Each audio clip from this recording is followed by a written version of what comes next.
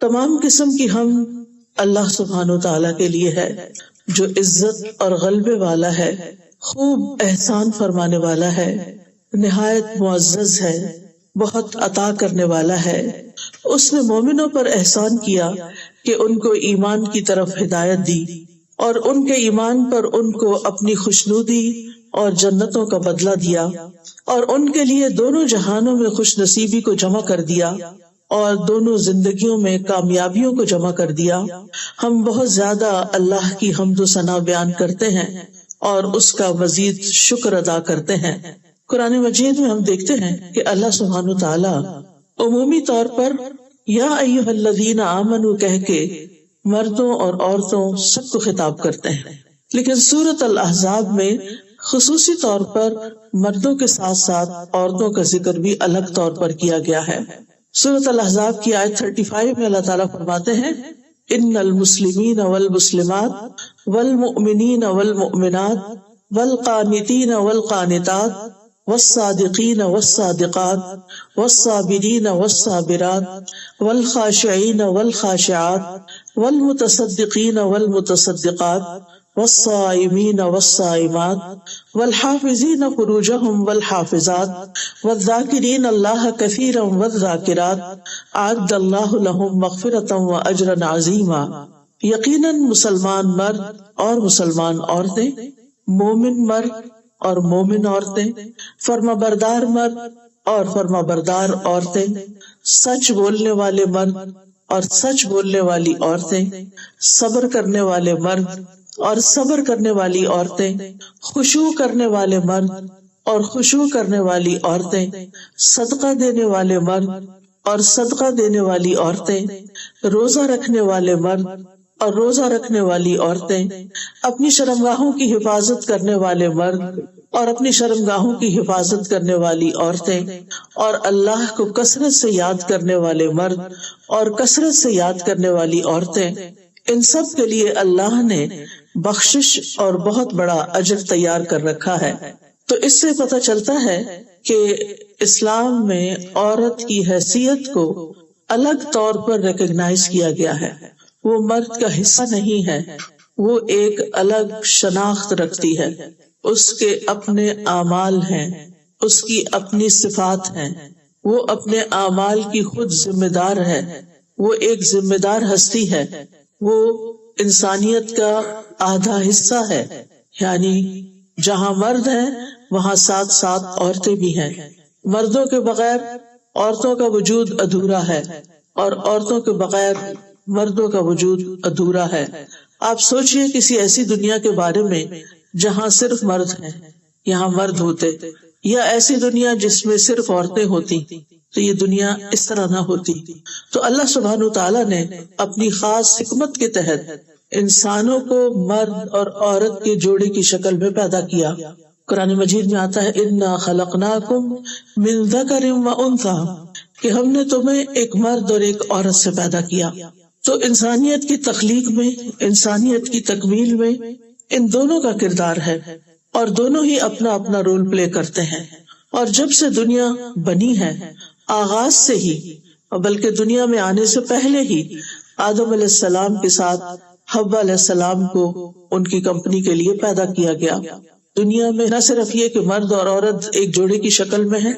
بلکہ دنیا میں ہر چیز ایک جوڑے کی شکل میں ہے۔ صرف اللہ رب العزت کی ذات وحدہ لا شریک لہ کی ذات ہی ایک اکیلی ذات ہے۔ قل هو اللہ احد اللہ الصمد لم یلد ولم یولد ولم یکن لہ کفوا احد۔ اس کا کوئی ہمسر نہیں، اس کے کوئی برابر نہیں، اس کا کوئی ساتھ نہیں، وہ تنہا ہے، اکیلا ہے،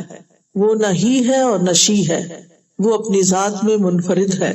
کیونکہ عام طور پر لوگ ان بحثوں میں پڑ جاتے ہیں کہ وہ مذکر ہے یا مؤنث ہے، تو اللہ سبحانہ تعالیٰ انسانوں کی ان ساری خصوصیات سے ابو ہے۔ ہم دیکھتے ہیں کہ ہمارے دین میں اعمال کے اجر کے اعتبار سے عورتیں مردوں کے برابر ہیں۔ سورۃ آل عمران میں آتا ہے فاستجاب لهم ربهم انی لا اضیع عمل عامل منکم من ذکر او انثی بعضکم من بعض۔ سو ان کے پروردگار نے ان کی دعا قبول کرتے ہوئے فرمایا میں کسی عمل کرنے والے کے عمل کو خواہ مرد ہو یا عورت ہو ضائع نہیں کروں گا، کیونکہ تم دونوں ایک دوسرے کا حصہ ہو،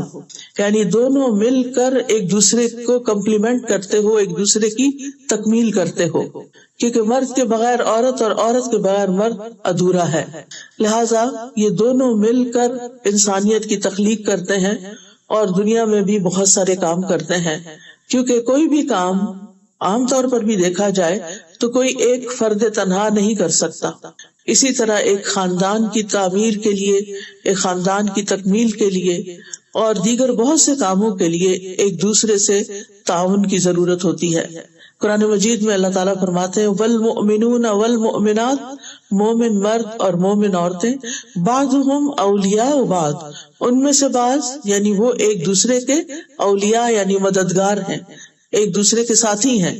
یأمرون بالمعروف وینہون عن المنکر، وہ نیکی کا حکم دیتے ہیں اور برائیوں سے روکتے ہیں۔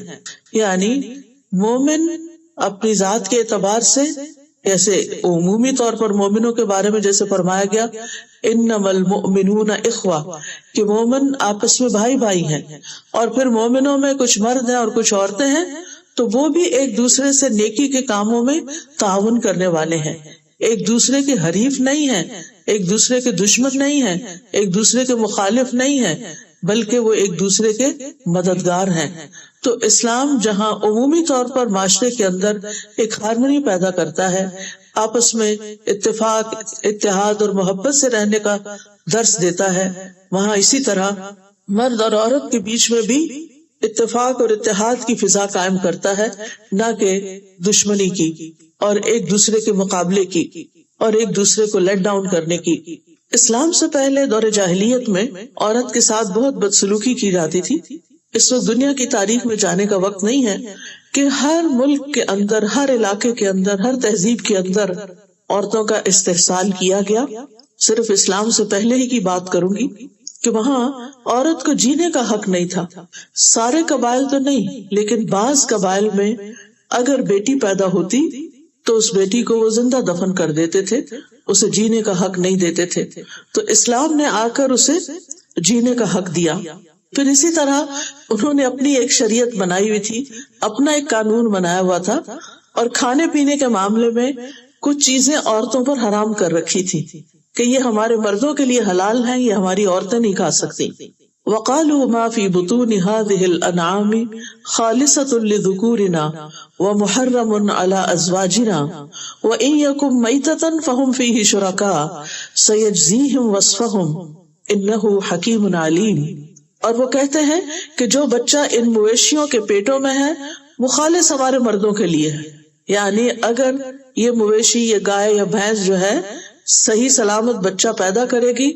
تو اس کے مالک، اس کے حقدار، اس کے کھانے والے بس مرد ہوں گے، عورتوں کا اس میں حصہ نہیں، اور وہ ہماری عورتوں پر حرام ہے،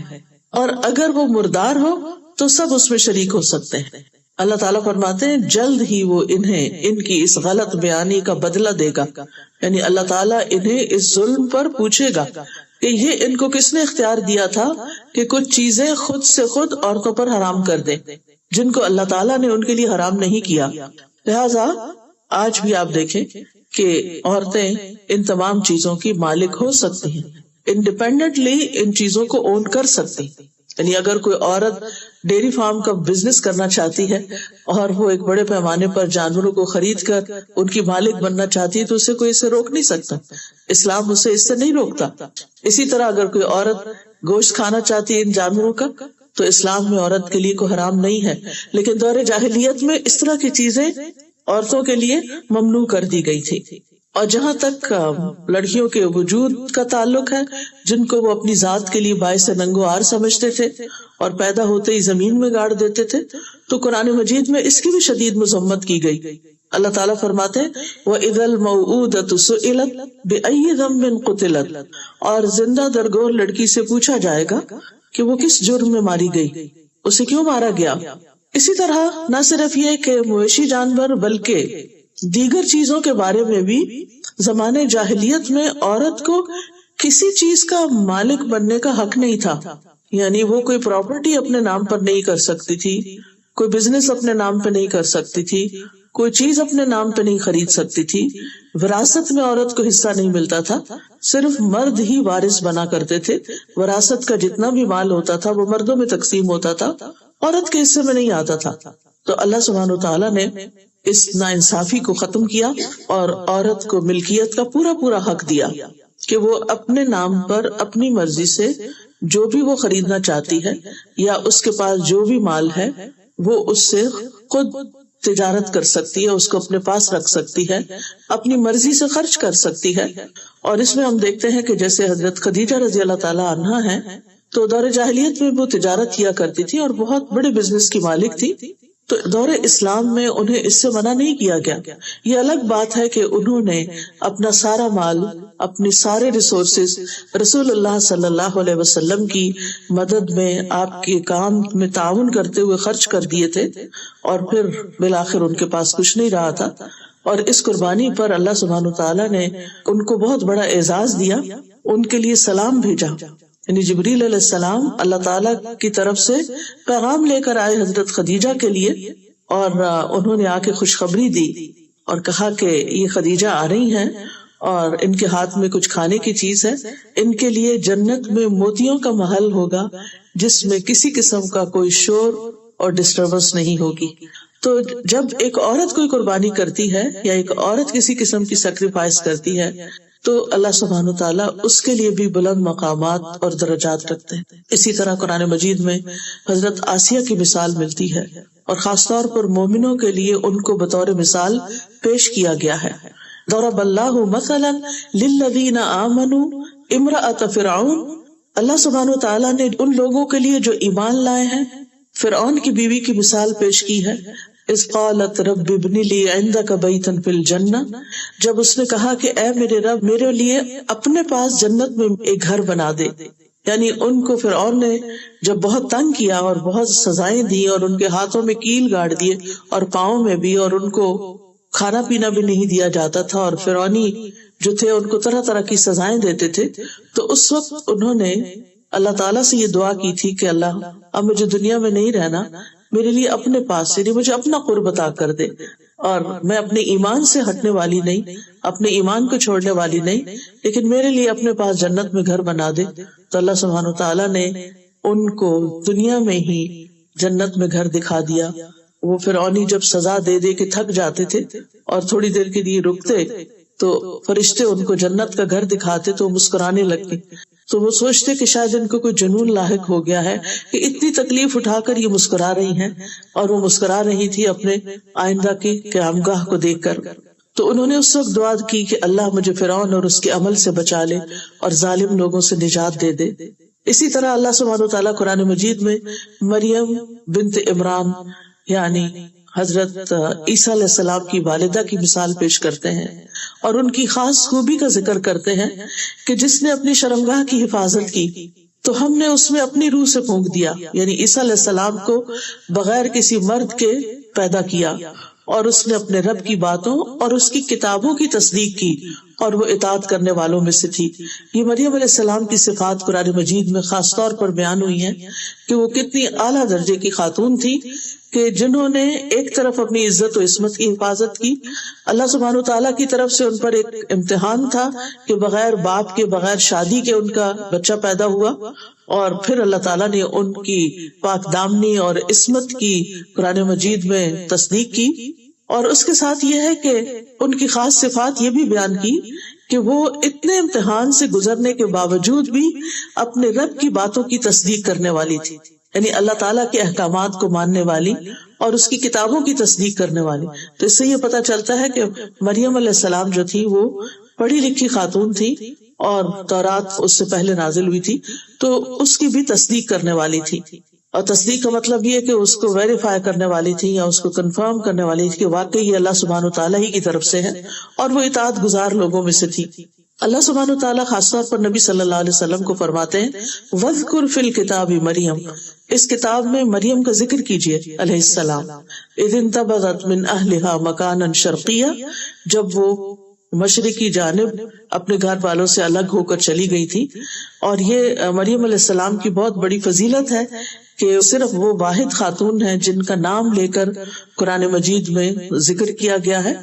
اور اسی طرح یہ ہے کہ ان کی تعریف بیان کی گئی اور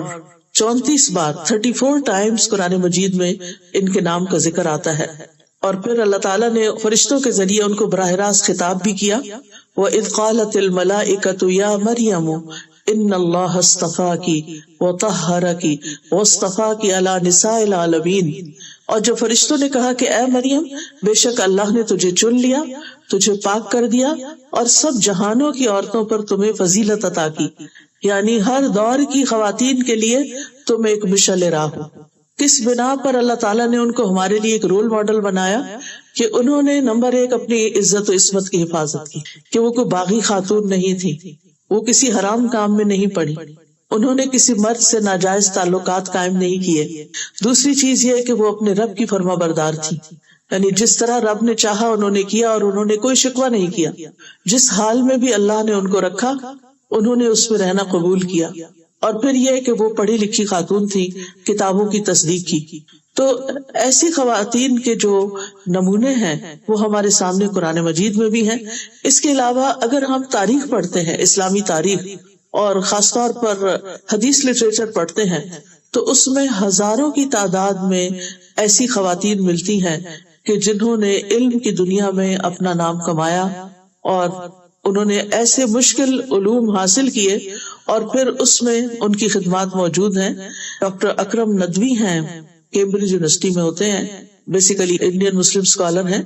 انہوں نے ایک کتاب لکھی ہے جو کئی والیوم میں ہے، جس میں ہزاروں کی تعداد میں ان خواتین کا ذکر کیا گیا. اور یہ کتاب محدثات کے نام سے ہے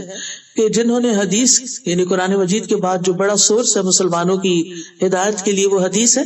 تو اس فن کے اندر انہوں نے مہارت پیدا کی. اور اس میں ہم دیکھتے ہیں کہ خاص طور پر یہ کہا جاتا ہے کہ مردوں کے اندر تو حدیث میں بہت سے ایسے راوی بھی پیدا ہوئے کہ جن کو کذاب بھی کہا جاتا ہے یا انہوں نے غلط روایات بھی بیان کی، لیکن عورتوں میں سے ایسی نہیں ملتی. یعنی خاص طور پر اس کا ذکر تاریخ میں کیا گیا ہے کہ عورتوں نے جب حدیث کو روایت کیا تو اس میں کسی قسم کا جھوٹ نہیں ملایا. پھر اسی طرح ہم دیکھتے ہیں کہ قرآن مجید میں اللہ سبحانہ وتعالی ایک عورت کی شکایت 7ویں آسمان کے اوپر سنتے ہیں.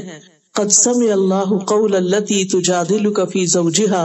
وتشتکی الی اللہ. یقیناً اللہ نے اس عورت کی بات سن لی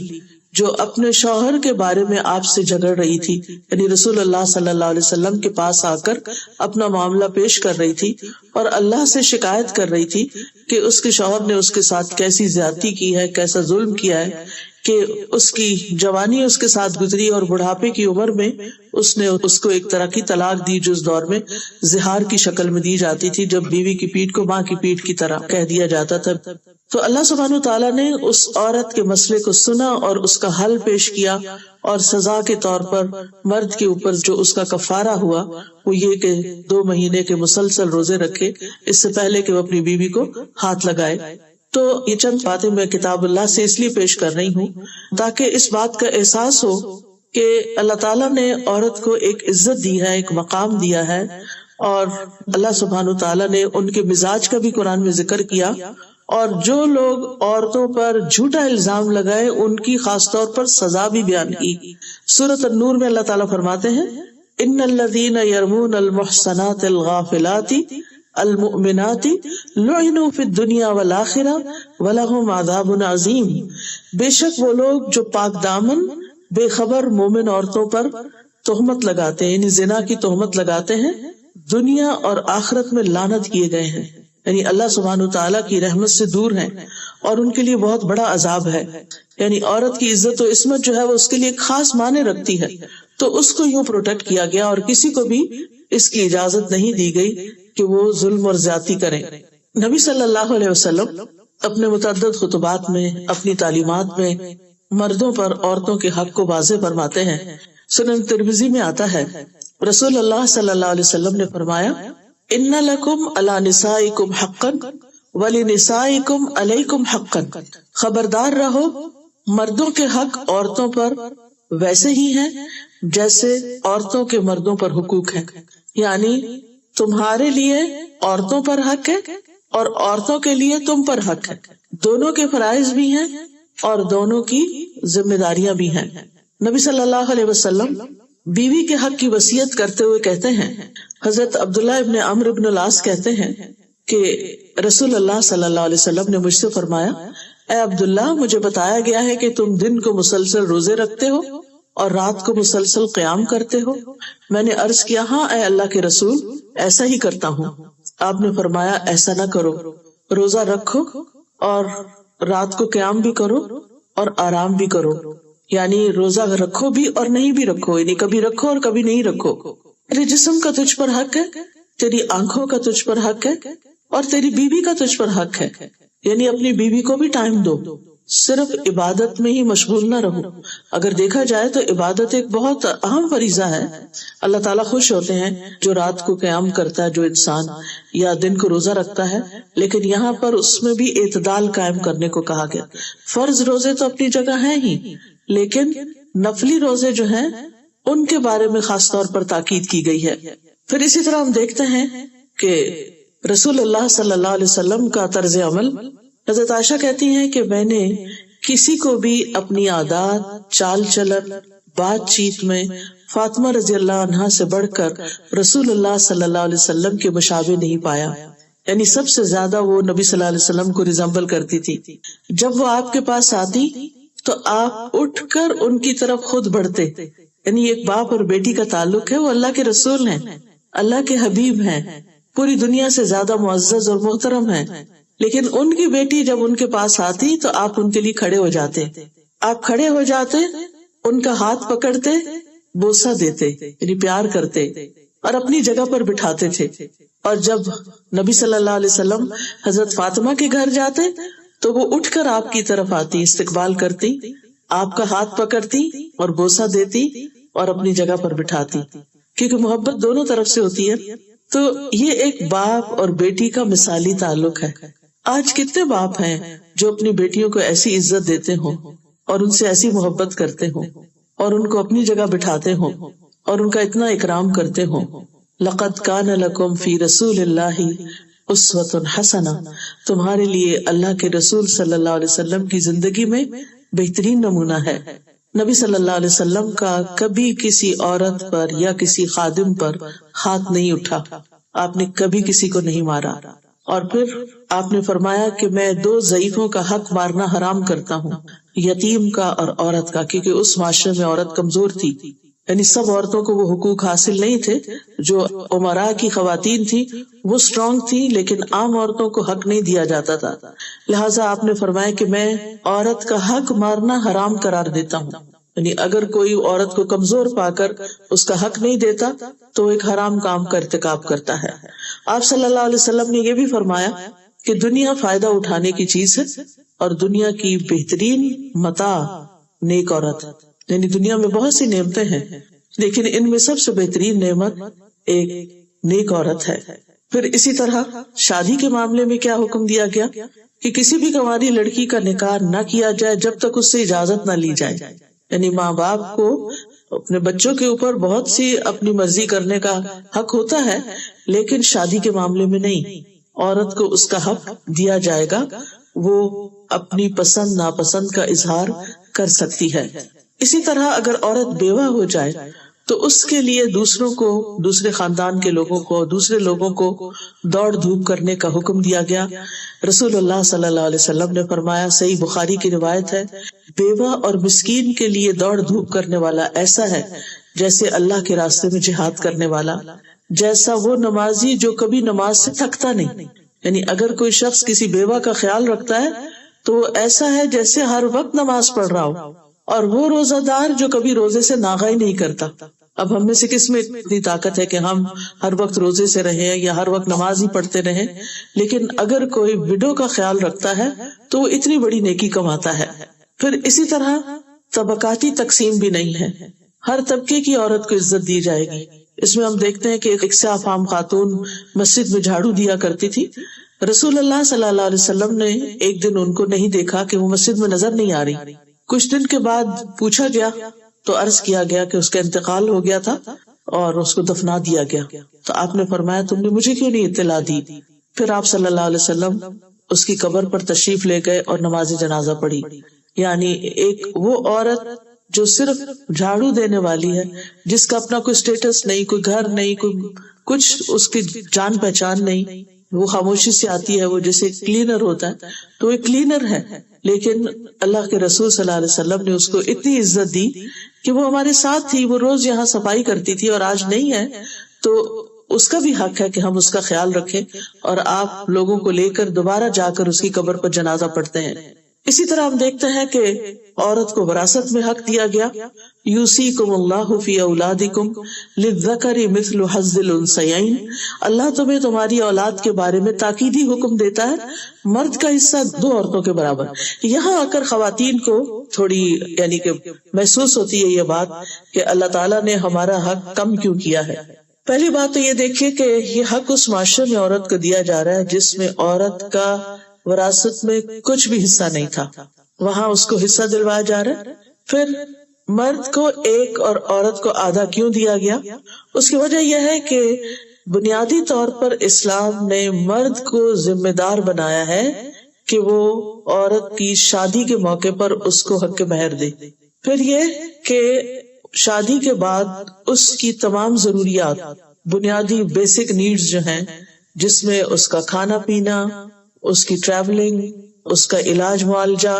یہ سب چیزیں مرد کی ذمہ داری ہے اور اس کے لیے مرد کو کمانا ہے. اب آپ دیکھیے کہ جیسے اگر کسی کو وراثت میں حصہ ملتا ہے، ایک بھائی ہے اور ایک بہن ہے، بھائی کو ڈبل ملا، بہن کو 1 حصہ ملا.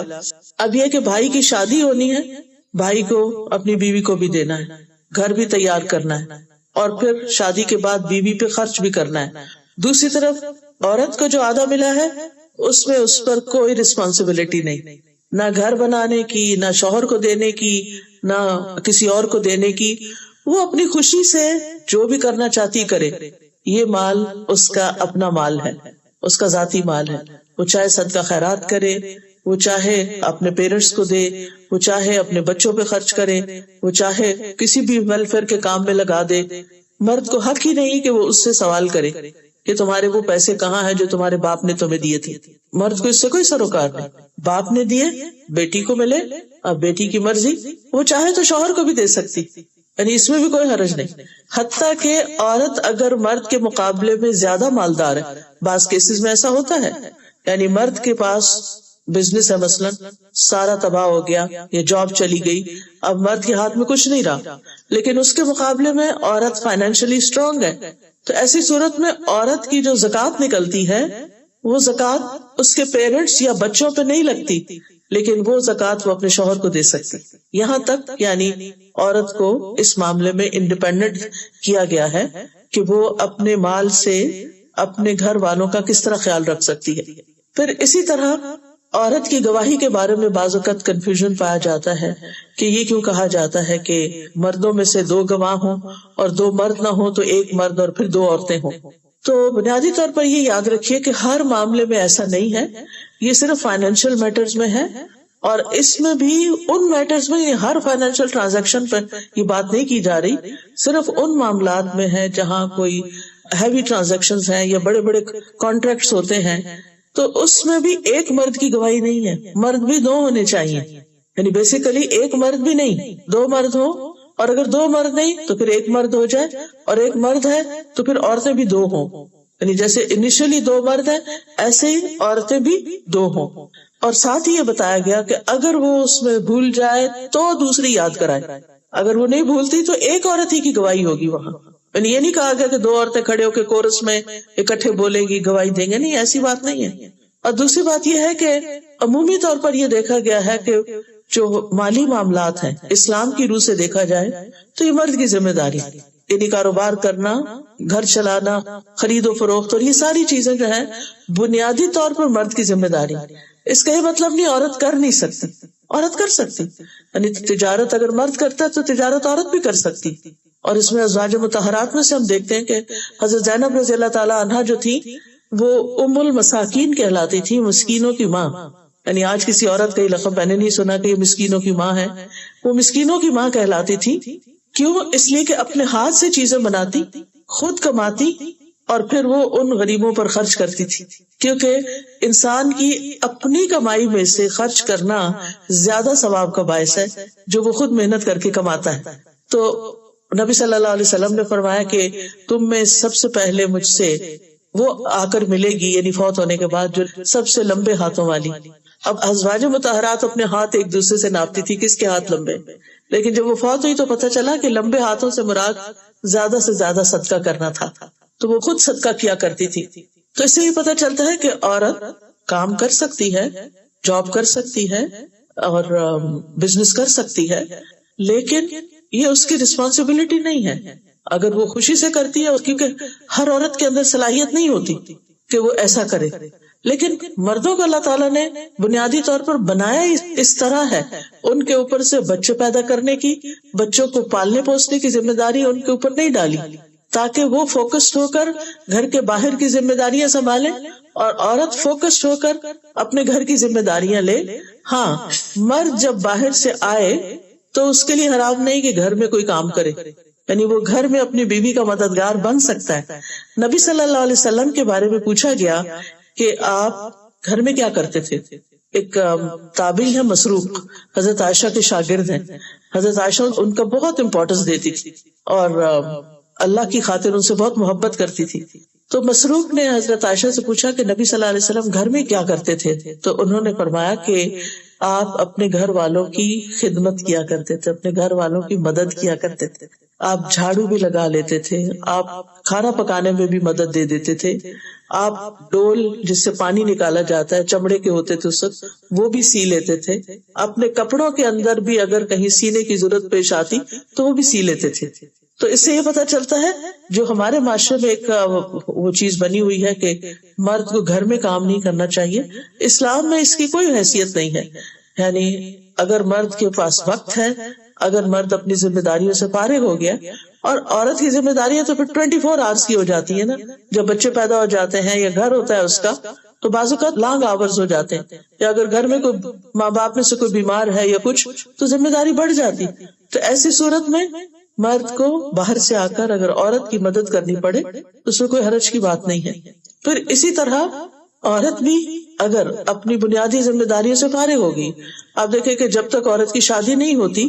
تو اس کے پاس بہت وقت ہوتا ہے پڑھنے کا، پڑھانے کا، جاب کرنے کا، بزنس کرنے کا، جو بھی اس نے کرنا ہے اللہ تعالیٰ کی بتائی ہوئی حدود کے اندر رہ کر، کیونکہ اس میں اس کی عزت ہے تو وہ کر سکتی ہے۔ لیکن جب شادی ہو جاتی ہے تو پھر اس کی بیسک بنیادی رسپانسبلٹی گھر ہو جاتی ہے، یعنی جس طرح مرد کی بنیادی رسپانسبلٹی گھر سے باہر کی ہے، لیکن گھر آ کر والنٹریلی وہ گھر کے کام بھی کر سکتا ہے، کیونکہ یہ ہمارے نبی صلی اللہ علیہ وسلم کی سنت میں سے ہے۔ اسی طرح عورت کی بنیادی ذمہ داری جس کے بارے میں اس سے سوال ہوگا وہ گھر کی ذمہ داری ہے، لیکن اگر وہ اپنی ان ذمہ داریوں سے وقت نکال سکتی ہے، ان کو اچھی طرح مینج کر لیتی ہے اور باہر کی ذمہ داریاں ادا کرتی ہے اپنی صلاحیت کے مطابق، جو بھی اس کو اللہ تعالیٰ نے جس چیز کے لیے بھی صلاحیت دی ہے، مختلف قسم کے فیلڈز ہیں جس میں وہ کام کر سکتی ہے، تو اس میں کوئی حرج کی بات نہیں ہے۔ اب مرد سے جو سوال کیا جائے گا وہ اس کی بنیادی ذمہ داریوں کے بارے میں کیا جائے گا کہ اس نے بیوی کا نان نفقہ دیا یا نہیں، اس نے کمائی کی یا نہیں۔ وہ صرف اس لیے تو نہیں آرام سے بیٹھا ہوا کہ بیوی کماتی ہے، میرا کام چلتا ہے، مجھے کیا ضرورت ہے کام کرنے کی، اور سارا بوجھ وہ اس پہ ڈال دیتا ہے، تو یہ ظلم ہے، یہ زیادتی ہے۔ لیکن دوسری طرف عورت سے جو سوال کیا جائے گا اس کی بنیادی ذمہ داریوں کا، اس کے گھر کی، کہ اس نے اپنے گھر کو کیسے مینج کیا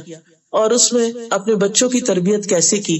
کیونکہ نبی صلی اللہ علیہ وسلم نے فرمایا کلکم راعٍ وکلکم مسئول عن رعیتہ، تم میں سے ہر شخص نگران ہے اور ہر شخص سے اس کی رعایا کے بارے میں سوال کیا جائے گا۔ فالمرأۃ راعیۃ فی بیت زوجہا ومسئولۃ عنہا، عورت اپنے شوہر کے گھر میں نگران ہے اور اس سے اس کے بارے میں پوچھا جائے گا، یعنی عورت سے جو سوال ہوں گے قیامت کے دن اس سے اس کے گھر کے بارے میں پوچھا جائے گا۔ اور یہ بہت انصاف کی تقسیم ہے، ایک باہر کا کام کر رہا ہے، ایک اندر کا کر رہا ہے، ایک باہر سے آ کے اندر کی مدد کر رہا ہے اور ایک اندر سے باہر کی مدد کر، اٹس فائن۔ لیکن اگر کوئی مرد گھر آ کر مطلب اتنا تھکا ہوا ہے کہ اس کے پاس کوئی وقت نہیں کہ وہ گھر میں کچھ کنٹریبیوٹ کر سکے پریکٹیکلی، تو اس سے پوچھا نہیں جائے گا. اسی طرح اگر ایک عورت گھر سے باہر کام نہیں کرنا چاہتی تو اس سے پوچھا نہیں جائے گا، اس سے سوال نہیں ہوگا.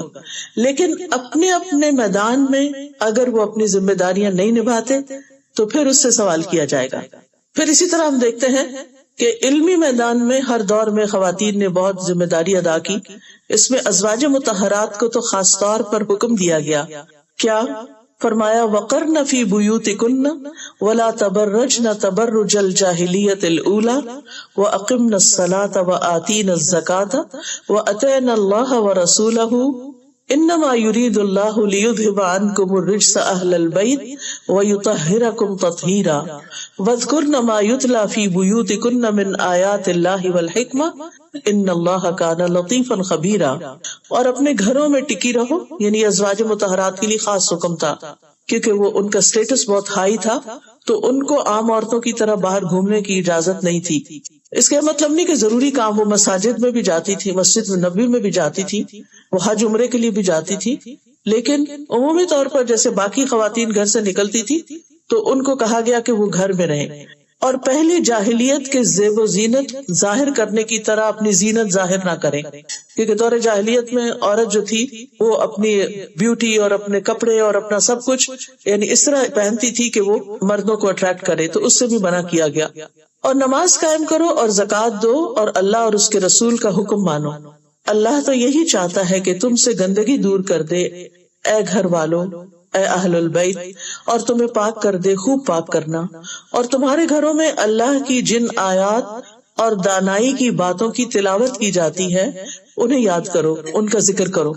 گویا ازواج مطہرات کو یہ ذمہ داری دی گئی کہ وہ جو قرآن مجید ان کے گھروں میں نازل ہو رہا ہے اور جو احادیث مبارکہ نبی صلی اللہ علیہ وسلم بیان کرتے ہیں وہ بھی ان کا علم حاصل کریں اور ان کو آگے بیان کریں. یہی وجہ ہے کہ ہم دیکھتے ہیں کہ خاص طور پر حضرت عائشہ جن کی شادی ینگ ایج میں ہو گئی تھی اور جس پہ بہت اعتراض اٹھائے جاتے ہیں، انہوں نے نبی صلی اللہ علیہ وسلم سے علم کا ایک بہت بڑا ذخیرہ لیا اور بعد میں انہوں نے اس کو سکھایا. اسی لیے آپ کی روایات کی تعداد 2000 سے اوپر ہے جو نبی صلی اللہ علیہ وسلم سے علم سیکھ کر انہوں نے آگے سکھایا تھا. تو امہات کا ایک علمی مقام ہے. ابو موسیٰ الاشعری کہتے ہیں جب ہم اصحاب رسول پر کسی حدیث میں کبھی کوئی مشکل پیش آئی تو ہم نے سیدہ عائشہ سے پوچھا تو ہم نے ان کے ہاں اس حدیث کے بارے میں معلومات پائیں. جب ہمیں کوئی علمی مسئلہ پیش آتا تھا تو ہم ان سے پوچھتے تھے اور وہ اس کا جواب دیا کرتی تھی. ام عطیہ انصاریہ کہتی ہیں میں نے رسول اللہ صلی اللہ علیہ وسلم کے ہمراہ 7 غزوات میں حصہ لیا، یعنی ام عطیہ نے 7 جنگوں میں حصہ لیا. میں خیموں میں رہ کر مجاہدین کے لیے کھانا تیار کرتی تھی. ام شریک ایک انصار کی غنی عورت تھی، مالدار عورت تھی اور اللہ کے راستے پہ بہت خرچ کرتی تھی. ان کے ہاں بہت مہمان آیا کرتے تھے، یعنی نبی صلی اللہ علیہ وسلم کے جو مہمان آتے، وفد آتے، تو وہ ان کے لیے کھانے کا انتظام کرتی تھی. اسی طرح ربیہ کہتی ہیں کہ ہم جہاد میں رسول اللہ صلی اللہ علیہ وسلم کے ساتھ جاتی، زخمیوں کو پانی پلاتی، ان کا علاج کرتی اور زخمیوں اور مقتول لوگوں کو مدینہ میں اٹھا کر لے آتی. اسی طرح حضرت سعد رضی اللہ عنہ کو جب غزوہ خندق میں بازو کی رگ پہ زخم آیا اور ان کا بہت بلڈ لاس ہوا تو ان کی حالت بہت خراب ہو گئی، تو نبی صلی اللہ علیہ وسلم نے ان کو حضرت رفیدہ کے ہاں پہنچا دیا کیونکہ اس وقت وہ زخمیوں کے علاج کی بہت ماہر خاتون تھی. پھر نبی صلی اللہ علیہ وسلم نے خواتین کے لیے الگ سے بھی تعلیم کا دن مقرر کیا اور عید کے موقع پر بھی الگ سے آ کر ان سے خطاب کرتے کیونکہ کراؤڈ بڑا ہوتا تھا، مرد آگے ہوتے تھے، تو اس وجہ سے خواتین تک آواز نہیں پہنچتی تھی، تو آپ نے الگ سے بھی آ کے ان کو تعلیمات دی. انصار کی عورتوں کی بہت تعریف کی نبی صلی اللہ علیہ وسلم، ان کے بارے میں یعنی خصوصی ان کے اوپر توجہ دیا کرتے تھے. اور حضرت عائشہ کہتی ہیں کہ انصار کی عورتیں بہت اچھی ہیں جنہیں دین کی سمجھ بوجھ حاصل کرنے میں شرم مانے نہیں ہوتی، یعنی ہر طرح کے سوال کر لیتی تھی وہ نبی صلی اللہ علیہ وسلم سے. اسی طرح بعض اوقات آپ خواتین کے پاس جا کر بطور خاص ان کو سلام بھی کرتے، ان کی ضروریات پوری کرتے تھے. پھر اسی طرح ہم دیکھتے ہیں کہ کچھ ذمہ داریاں مردوں اور عورتوں دونوں پر ہیں، جیسے امر بالمعروف اور نہی عن المنکر کی ذمہ داری اسی طرح اپنی ذمہ داریوں کے بارے میں پوچھ گچھ، پھر اسی طرح عورتوں کے لیے یعنی خاص طور پر ان کے خاص مقام ہیں اس کے حوالے سے خوشخبریاں، جیسے اسلام میں ماں کا حق جو ہے وہ سب سے بڑھ کر، یعنی جتنے بھی لوگوں کے حقوق ہیں ان میں سب سے زیادہ ماں کا حق ہے، کہ اسلام نے ماں سے حسن سلوک کی تلقین کی اور 3 بار کی ہے، یعنی باپ کے مقابلے میں ماں کو 3 حق دیے ہیں جب وہ ماں بنتی ہے۔ اسی لیے عورت کچھ بھی بن جائے، کوئی بھی مقام حاصل کر لے دنیا میں، کتنا بھی نام کما لے، لیکن اس کی تکمیل اس وقت ہوتی ہے جب وہ ماں بنتی ہے۔ اس کو سب سے زیادہ عزت اور مقام اور مرتبہ اس وقت ملتا ہے جب وہ ایک ماں کی حیثیت سے سب کے سامنے آتی ہے۔ پھر اسی طرح اللہ سبحانہ وتعالیٰ نے قرآن مجید میں بارہا والدین کے ساتھ احسان کا حکم دیا، لیکن خصوصاً ماں کے بارے میں الگ سے بھی حکم دیا۔ انبیاء علیہ السلام اپنی ماؤں سے خصوصی تعلق رکھتے تھے۔ عیسیٰ علیہ السلام کی صفت آتی ہے کہ وہ برم بوالدتی، کہ میں اپنی والدہ سے بہتر سلوک کرتا رہوں، مجھے اس کا حکم دیا ہے۔ ماں کے قدموں تلے جنت بتائی گئی، اور اسی طرح خرچ کرنے کی ابتدا بھی ماں سے ہونی چاہیے۔ طارق محاربی کہتے ہیں، ہم مدینہ آئے تو رسول اللہ صلی اللہ علیہ وسلم ممبر پر کھڑے لوگوں سے خطاب فرما رہے تھے۔ آپ فرما رہے تھے، دینے والے کا ہاتھ اونچا ہوتا ہے، اور سب سے پہلے تم اسے دو جن کی کفالت تمہارے ذمہ ہے، اپنی ماں کو دو، اپنے باپ کو دو، اپنی بہن کو دو، اور اپنے بھائی کو دو، پھر اپنے قریبی رشتہ دار کو دو، پھر جو تمہارے قریبی ہو۔ یعنی اپنے بیوی بچوں کے بعد سب سے پہلا حق کس کا ہے؟ ماں کا ہے، اور اگر بیوی بچے نہیں تو خرچ کرنے میں سب سے پہلے ماں کو دیا جائے گا۔ اور اس میں الحمدللہ ہم دیکھتے ہیں کہ ہمارے معاشرے میں آج تک یہ روایت باقی ہے کہ بہت سے جو نوبل پیپل ہوتے ہیں وہ خاص طور پر ماؤں کو الگ سے دیتے ہیں تاکہ وہ اپنی خوشی سے اور اپنی مرضی سے جو چاہیں خرچ کر سکیں۔ پھر اسی طرح بیوی کے حقوق قرآن مجید میں اللہ تعالیٰ فرماتے ہیں وَعَاشِرُوهُنَّ بِالْمَعْرُوفِ، اور ان کے ساتھ معروف اچھے طریقے سے زندگی بسر کرو۔ معاویہ کہتے ہیں، میں نے عرض کیا یا رسول اللہ، ہم پر اپنی بیوی کا کیا حق بنتا ہے؟ آپ نے فرمایا، جب تم کھاؤ تو اسے بھی کھلاؤ، جب تم پہنو یا کماؤ تو اسے بھی پہناؤ، یعنی صرف اپنے کپڑے نہیں خرید لو بلکہ اس کے بھی ساتھ خریدو، اور صرف اپنا کھانے کی فکر نہیں کرو بلکہ اس کی بھی فکر کرو، اس کے چہرے پر نہ مارو، اسے گالیاں مت دو، اور اگر اسے الگ کرو تو گھر میں ہی کرو۔ یعنی بعض اوقات ناراضگی ہو جاتی ہے دونوں کے بیچ میں، تو بیوی کو چھوڑ کے گھر سے نہ نکل جاؤ، کیونکہ بعض مرد جو ہے وہ اس طرح کے ظلم و زیادتی کرتے ہیں۔ آج ہی ناشتے کے وقت ایک خاتون میرے پاس آئی تو کہنے لگی کہ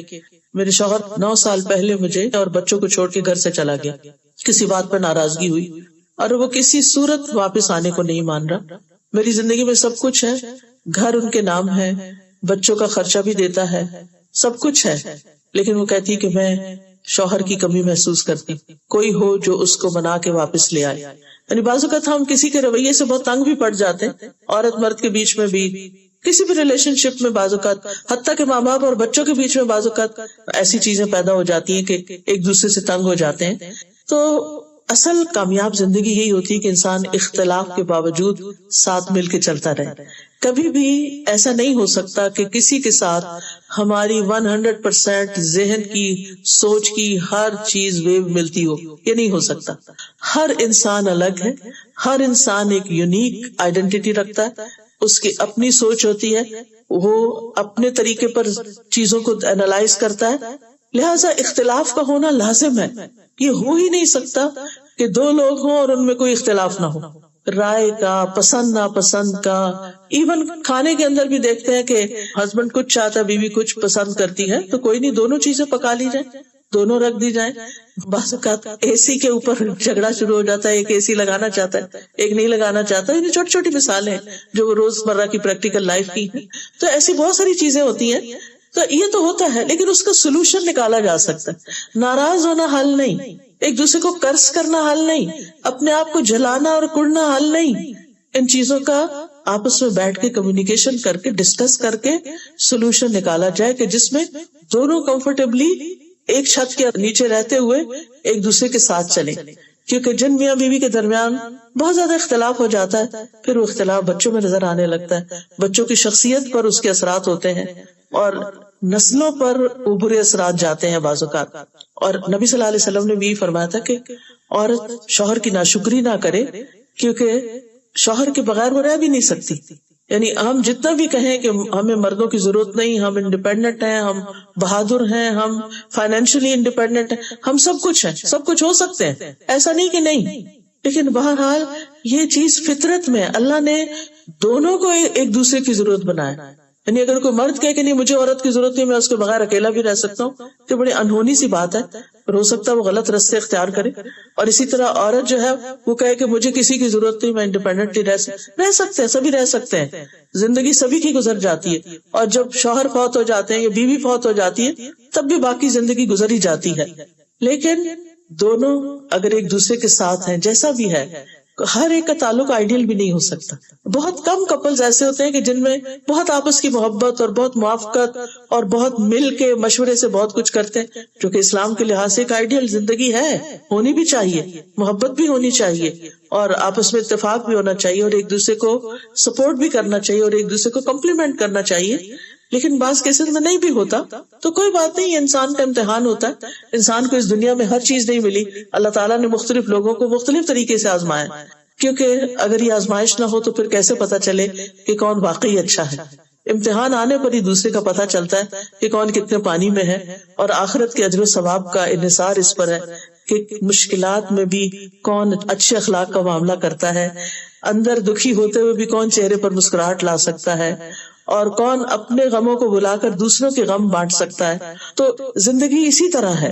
ہم اس پلانٹ پہ ہمیشہ کے لیے رہنے آئے نہیں ہیں، بس تھوڑے سال کے لیے آتے ہیں اور پھر چلے جاتے ہیں. شروع سے ایسے ہی ہو رہا ہے، اور ایک دن یہ پلانٹ بھی ختم ہو جائے گا اور ہم سب بھی یہاں سے چلے جائیں گے. اللہ نے ہم مسلمانوں کے لیے ایک اور زندگی رکھی ہے، اور وہ جنت کی زندگی ہے، لیکن اس کے لیے کوالیفائی کرنا ضروری ہے. جن چیزوں کے لیے اللہ تعالیٰ نے حکم دیا کہ وہ ان کو کرنا ہے، ہم کو وہ کرنا ہے. جو فرائض ہیں ہمارے ان کو پورا کرنا ہے. کچھ چیزوں کو ہم خوشی سے کر لیتے ہیں، کچھ چیزیں ہمارے لیے امتحان بن جاتی ہیں، ان کو ناخوشی سے کرتے ہیں. لیکن جو چیز خوشی سے کرتے ہیں اس کے مقابلے میں اس کا اجر زیادہ ہے جو ہم تکلیف سے کرتے ہیں، کیونکہ مومن کو تو ایک کانٹا بھی چبھتا ہے تو اس کے لیے اجر ہی اجر ہے.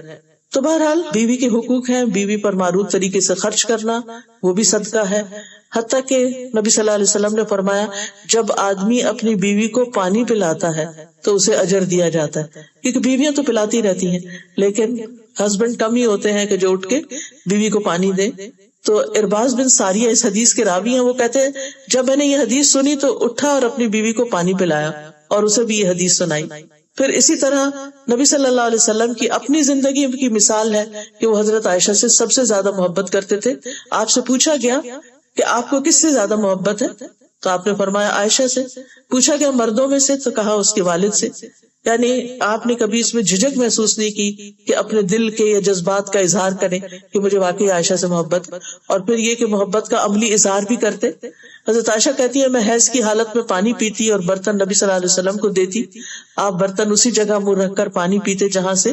میں نے منہ رکھ کے پانی پیا ہوتا. میں حالت حیض میں ہڈی سے گوشت کھا کر آپ کو دیتی اور آپ اسی جگہ سے کھاتے جہاں سے میں نے کھایا ہوتا.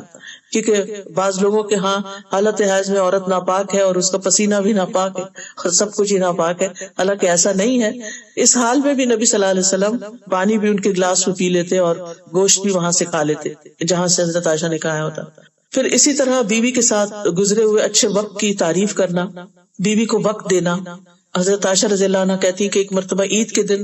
رسول اللہ صلی اللہ علیہ وسلم کے سامنے کچھ حبشی کرتب دکھا رہے تھے. میں نے آپ کے کندھے پر سر رکھ کر انہیں دیکھا تو آپ نے اپنا کندھا میرے لیے جھکا دیا، نیچے کر دیا، اور میں سر رکھ کر دیکھتی رہی اور جب میرا دل بھر گیا تو میں واپس آ گئی. لیکن آپ نے مائنڈ نہیں کیا کہ تم کہاں جا رہی ہو، کیونکہ بعض حضرات جو ہیں وہ اب بیوی ساتھ بیٹھ کے ٹی وی نہ دیکھے تو اس پر ناراض ہو جاتے ہیں کہ تم میرا ساتھ نہیں دیتی، حالانکہ بیوی کا انٹرسٹ کچھ اور ہوتا ہے اور میاں کا کچھ اور ہوتا ہے. تو ان چیزوں کا بھی آپس میں ایک دوسرے کا خیال رکھنا چاہیے. پھر اسی طرح نبی صلی اللہ علیہ وسلم نے سفر میں ان کے ساتھ دوڑ لگائی، 2 دفعہ کا یہ واقعہ ملتا ہے. اور پھر اسی طرح آپ صلی اللہ علیہ وسلم ہمیشہ جب حضرت عائشہ کوئی فرمائش کرتی تو پوری کر دیا کرتے تھے. ان کی سہیلیوں سے بھی بہت اچھا سلوک کرتے. جب آپ گھر میں آتے اور وہ کھیل رہی ہوتی ان کے ساتھ گڑیا وغیرہ سے، کیونکہ ان کی ایج کم تھی جب شادی ہوئی تھی، تو آپ اس چیز کی رعایت رکھتے تھے. تو وہ چھپ جاتی ادھر ادھر، آپ ان کو ڈھونڈ کے بھیجتے کہ وہ حضرت عائشہ کے ساتھ کھیلے. حضرت خدیجہ کے ساتھ آپ کا وقت بہت اچھا گزرا تھا، اس کو اکثر یاد کرتے تھے. جب آپ بکری ذبح کرتے تو حضرت خدیجہ کی سہیلیوں کو خاص طور پر گوشت بھجواتے. اور کہتے کہ یہ فلاں سہیلی کو دے کر آؤ، یہ فلاں کو دے کر آؤ، اس محبت کی وجہ سے جو آپ کے حضرت خدیجہ کے بیچ میں تھی۔ پھر اسی طرح بیٹی کی حیثیت سے عورت کا حق ہے کہ اس کی پیدائش پر خوش ہونا چاہیے۔ بیٹی کی اچھی پرورش کرنے والا نبی صلی اللہ علیہ وسلم کے ساتھ جگہ پائے گا۔ بیٹیوں سے محبت کرنا جنت کے حصول کا ذریعہ ہے۔ بیٹیوں کو محنت کر کے کھلانے پلانے کا اجر ہے، ان کو خاص طور پر پیار کرنا چاہیے۔ اور نبی صلی اللہ علیہ وسلم نے یہ بھی فرمایا کہ فاطمہ میرے جسم کا ٹکڑا ہے، اس لیے جس نے اسے ناحق ناراض کیا اس نے مجھے ناراض کیا۔ ایک اور جگہ پر فرمایا فاطمہ میرے جسم کا ٹکڑا ہے، جو چیز اسے پریشان کرتی ہے وہ مجھے بھی پریشان کرتی ہے، جو چیز فاطمہ کو خوش کرتی ہے وہ مجھے بھی خوش کرتی ہے۔ قیامت کے دن سب حسب نسب منقطع ہو جائیں گے، ماں سوائے میرے نسب، رشتہ داری، قرابت اور دامادگی کے، یعنی وہ باقی رہیں گے۔ پھر اسی طرح ہم دیکھتے ہیں کہ بیٹی اگر شادی شدہ بھی ہو تو بھی اس کا خیال کرنا اور اس کے پاس جانا اور ملاقات کرنا۔ حضرت عائشہ کہتی ہے کہ نبی صلی اللہ علیہ وسلم صبح کے وقت اس حال میں نکلے کہ آپ اپنے اوپر ایک ایسی چادر اوڑے ہوئے تھے جس پر سیاہ بالوں سے نقش بنے ہوئے تھے، کڑھائی ہوئی بھی تھی۔ اسی دوران حضرت حسن آ گئے، آپ نے ان کو اپنی چادر کے اندر کر لیا۔ حضرت حسین آ گئے، آپ نے ان کو بھی چادر کے اندر کر لیا۔ حضرت فاطمہ آئی، ان کو بھی چادر کے اندر کر لیا۔ پھر حضرت علی آ گئے تو ان کو بھی اپنی چادر کے اندر کر لیا، یعنی ساروں کے اوپر ایک چادر ڈال کے اکٹھے یعنی پیار محبت سے بیٹھے۔ پھر اسی طرح یہ ہے کہ ایک مرتبہ پتہ چلا حضرت فاطمہ کو کہ کچھ غلام آئے تو ان کو ہر وقت کام میں مشکل ہوتی تھی، تو لینے کے لیے گئی۔ نبی صلی اللہ علیہ وسلم گھر پر نہیں تھے۔ حضرت عائشہ نے بتایا کہ فاطمہ رضی اللہ عنہا اس مقصد کے لیے آئی تھی۔ خیر نبی صلی اللہ علیہ وسلم ان کے گھر چلے گئے اور دیکھا کہ وہ دونوں حضرت علی اور حضرت فاطمہ لیٹے ہوئے ہیں، تو دونوں کے بیچ میں وہ بیٹھ گئے اور پھر ان سے بات چیت کی۔ اور حضرت علی کہتے ہیں کہ میں نے آپ کے قدموں کی ٹھنڈک اپنے پیٹ پہ محسوس کی۔ تو بہرحال پھر حضرت فاطمہ کو آپ نے 33 بار سبحان اللہ اور الحمدللہ اور اللہ اکبر پڑھنا سکھا رکھا، یہ غلام سے بہتر ہے، یہ کام خود کرو لیکن یہ ان تسبیحات سے تمہاری تھکاوٹ دور ہو جائے گی۔ یعنی اولاد کے ساتھ محبت صرف یہی نہیں ہوتی کہ ان کے لیے ہم ہر وقت زندگی آسان کر دیں، بلکہ ان کو جینے کا طریقہ سکھائیں۔ پھر اسی طرح آپ بیٹیوں کو پیار سے بلاتے تھے۔ حضرت ام سلمہ کی بیٹی زینب تھی تو ان کو زوینب زوینب کہہ کے پکارتے تھے۔ اور پھر بیٹیوں کی پرورش پر جو جنت کی خوشخبریاں دی اور ان کے ساتھ حسن سلوک کی تلقین کی۔ جب حضرت علی رضی اللہ عنہ نے حضرت فاطمہ کے لیے شادی کا پیغام بھیجا، پروپوزل بھیجا، تو آپ نے فرمایا یہ تمہاری ہے، بس شرط یہ ہے کہ تم اس کے ساتھ اچھے سلوک سے پیش آنا، اس کے ساتھ معاملہ اچھا کرنا۔ اور پھر ہم دیکھتے ہیں کہ بیٹی کے دین کی بھی فکر کی اور پھر آپ ان کو توجہ بھی دیا کرتے تھے۔ اور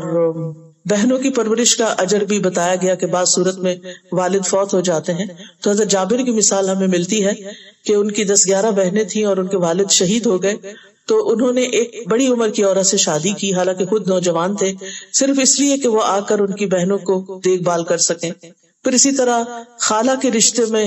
اور پھوپھی کے رشتے میں اور چچی کے رشتے میں اور چچا کی بیٹی، اور یہ تمام رشتے نبی صلی اللہ علیہ وسلم کے تھے، اور ان کے ساتھ حسن سلوک کی مثالیں ہمارے دین میں ملتی ہیں۔ پھر اسی طرح عام خواتین کی بات بھی آپ بہت توجہ سے سنتے تھے اور ان کے مسائل حل کیا کرتے تھے۔ جو غلام یا یعنی خادمائیں ہوتی تھی ان کے ساتھ حسن سلوک کی تلقین کی آپ صلی اللہ علیہ وسلم نے۔ اور حضرت بریرہ کو جب آزاد کر دیا گیا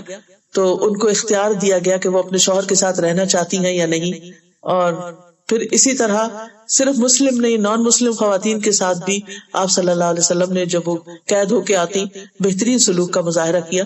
تو یہ ہمارا دین ہے کہ جس میں ہمیں یہ تعلیم دی گئی ہے کہ ہر معاملے میں ہر موڑ پر خواتین کے ساتھ حسن سلوک کیا جائے اور ہر طرح کے حقوق دیے گئے۔ ہمارا دین اللہ سبحانہ وتعالیٰ کی طرف سے آیا ہے اور اللہ تعالیٰ ہماری ضروریات کو ہم سے بھی زیادہ سمجھتا ہے، لہٰذا ہمیں اگر اپنے حقوق تلاش کرنے ہیں تو اپنے دین میں کریں، اپنے بچوں کی اچھی تربیت کریں تاکہ کل کے وہ بہترین مرد ثابت ہوں، کیونکہ عورتوں کی گود میں ہی مرد پلتے ہیں۔ اگر عورتیں ہی بہترین طریقے سے مردوں کی تربیت کریں تو ہو نہیں سکتا کہ عورت کو حقوق نہ ملے، لیکن مشکل یہ ہوتی ہے کہ وہی عورت پھر جب اپنے بیٹے کو بیاہ کے لاتی ہے تو اس کی بیوی کے مقابلے پہ کھڑی ہو جاتی ہے، جس سے بہت سے مسائل کھڑے ہوتے ہیں۔ تو ہم خواتین کو سینسیبلی دوسری عورتوں کے حقوق ادا کرنے میں مدد کرنی چاہیے اپنے گھر والوں کی۔ تو اللہ تعالیٰ سے دعا ہے کہ اللہ تعالیٰ ہمیں بہترین علم، بہترین عمل دے۔ آپ سب کا بہت شکریہ کہ آپ نے مجھے یہاں موقع دیا۔